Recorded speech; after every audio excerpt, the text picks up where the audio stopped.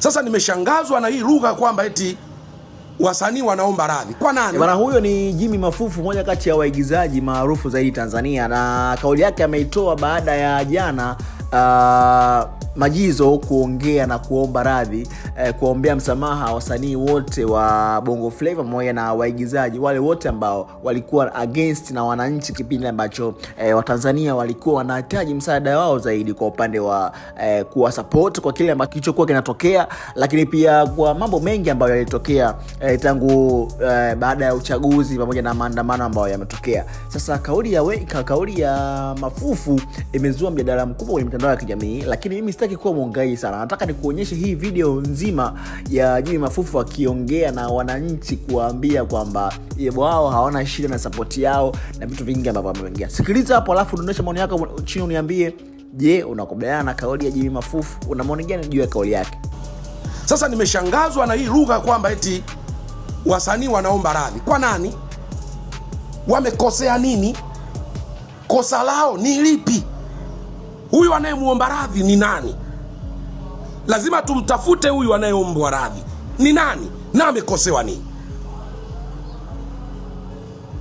Mimi na wenzangu ambao tulizunguka nchi nzima kumnadi mgombea wa Chama cha Mapinduzi, huo ndio ulikuwa upande wetu.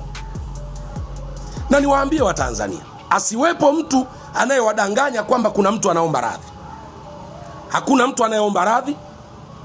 Hatutaomba radhi. Hatuna sababu ya kuomba radhi, kwa sababu kwa mujibu wa katiba ya nchi na sheria za nchi yetu tulikuwa sahihi kuwa upande wa Chama cha Mapinduzi.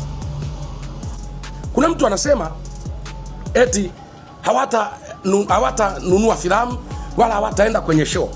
Usisahau kwamba huyu ambaye hatanunua filamu na hatakwenda kwenye show, yeye labda ni fundi seremala, yeye labda yeye ni fundi seremala, na mimi sintanunua sturi.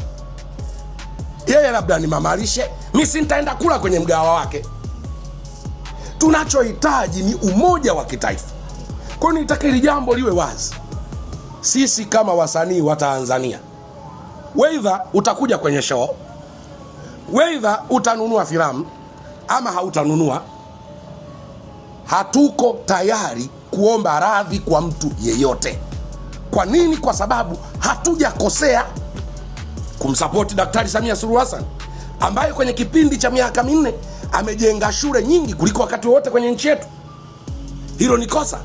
Mnapotaka haki zenu, vipi kuhusu haki za watu wengine? Hivi kuna mtu alifikiria haki ya Shilole wakati anaenda kuvunja mgawa wake? Tena walikula na ubwabwa, maskini ya Mungu. Kuna mtu hakufikiria kwamba ile ilikuwa ni haki ya Shilole? Hivi kuna mtu alifikiria kwamba lile duka la Bilnas ni haki yake na familia yake?